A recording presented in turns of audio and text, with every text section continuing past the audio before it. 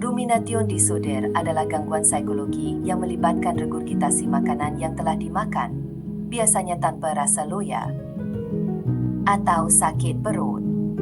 Gangguan ini lebih sering berlaku pada kanak-kanak, tetapi ia boleh menjejaskan individu pada semua peringkat umur.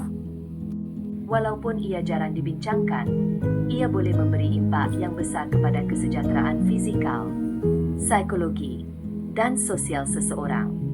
Sebagai contoh, seorang kanak-kanak berumur 6 tahun mungkin sering mengunyah semula makanan selepas makan malam tanpa menunjukkan tanda-tanda loya atau kesakitan.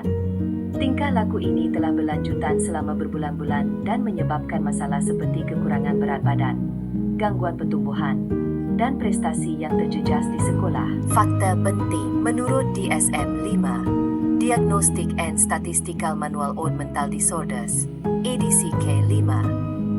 Rumination disorder dikategorikan sebagai salah satu feeding and eating disorders. Prevalensi gangguan ini lebih tinggi di kalangan kanak-kanak, terutama yang mengalami gangguan perkembangan atau intelektual.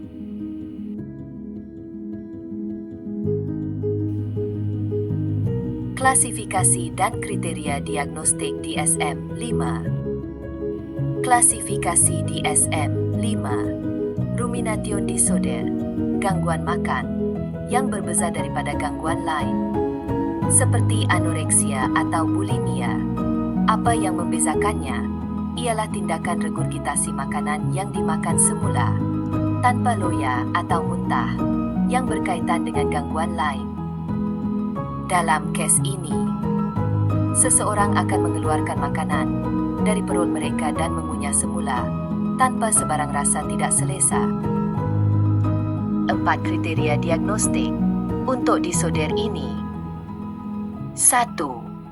Regurgitasi makanan berulang dalam tempoh sekurang-kurangnya 1 bulan. Makanan yang dimuntahkan boleh dikunyah semula, ditelan semula, atau diludahkan. 2. Regurgitasi berulang tidak dikaitkan dengan gastrosos atau keadaan perubatan lain yang berkaitan. CCH, reflux gastroesophageal, stenosis pylori. 3. Gangguan makan tidak berlaku secara eksklusif semasa anoreksia nerdosa, bulimia nerdosa, gangguan makan berlebihan, atau gangguan pengambilan makanan mengelak garis miring menghalang. 4. Jika gejala berlaku dalam konteks gangguan mental yang lain, contohnya gangguan perkembangan intelektual, kecacatan intelektual, atau perkembangan saraf yang lain.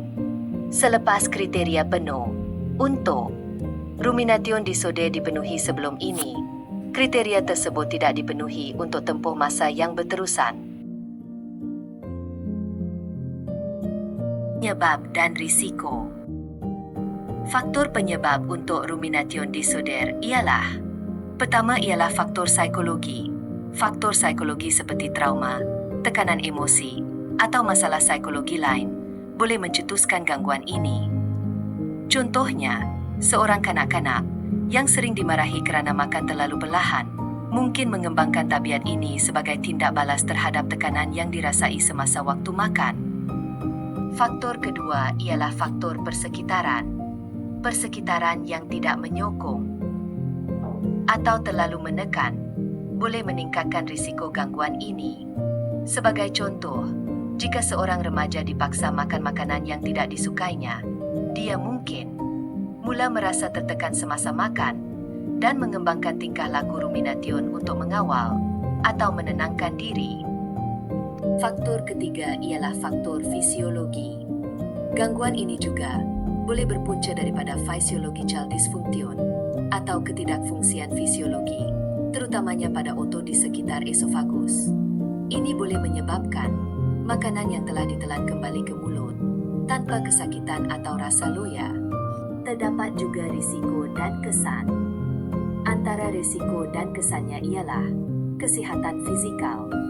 Individu yang mengalami rumination disorder mengandungi kekurangan zat makanan yang akhirnya boleh menyebabkan masalah kesihatan, seperti penurunan berat badan, gangguan pertumbuhan, atau kekurangan nutrien penting seperti protein dan zat besi. Seterusnya ialah kesan kesihatan psikologi. Gangguan ini boleh menyebabkan tekanan mental, kebimbangan, dan kemurungan, terutamanya jika seseorang merasa malu atau mengalami akibat tingkah lakunya. Sebagai contoh, seorang kanak-kanak mungkin rasa malu untuk makan bersama keluarga atau rakan-rakan kerana dia takut mereka akan melihat dia muntah semula makanan. Kesan seterusnya ialah kesan kesihatan sosial. Seseorang yang mengalami rumination disorder mungkin akan menjauhkan diri daripada situasi sosial yang melibatkan makanan. Hal ini boleh mengasingkan mereka daripada rakan sebaya dan menjejaskan hubungan sosial mereka. Rawatan dan sokongan. Terdapat 3 pilihan rawatan utama untuk disorder ini. Rawatan pertama ialah CBT, iaitu terapi tingkah laku kognitif. CBT adalah rawatan yang sangat berkesan untuk rumination disorder. Dalam terapi ini, pesakit akan belajar mengenali pemikiran dan tingkah laku negatif yang menyumbang kepada gangguan mereka dan mengubahnya. Sebagai contoh, seorang pesakit akan dilatih untuk menggantikan tingkah laku regurgitasi dengan teknik relaksasi atau cara makan yang lebih sihat. Seterusnya, rawatan kedua ialah latihan relaksasi. Rawatan ini merupakan teknik seperti pernafasan dalam, meditasi, atau visualisasi, boleh membantu mengurangkan tekanan dan kebimbangan yang menyebabkan tingkah laku rumination. Sebagai contoh, seorang individu yang tertekan semasa waktu makan mungkin boleh diminta untuk melakukan teknik pernafasan dalam sebelum makan untuk menenangkan diri. Rawatan terakhir ialah rawatan nutrisi. Rawatan pemakanan adalah penting bagi pesakit dengan rumination disorder. Pakar pemakanan akan menyediakan pelan diet yang sesuai untuk memastikan pesakit mendapat semua nutrien yang diperlukan tanpa memerlukan makanan yang sukar dicerna. Pada peringkat awal, makanan lembut yang mudah hadam boleh diberikan untuk membantu proses penyembuhan. Kepentingan sokongan profesional juga perlu dilakukan. Seseorang yang menghadapi rumination disorder bukanlah sesuatu yang mudah dan mereka memerlukan sokongan daripada pakar seperti psikologi atau kaunselor adalah sangat penting. Mereka boleh membantu pesakit untuk mengenal pasti punca-punca psikologi atau emosi yang menyebabkan tingkah laku tersebut dan membantu mereka untuk mengubah tingkah laku tersebut. Fakta menarik.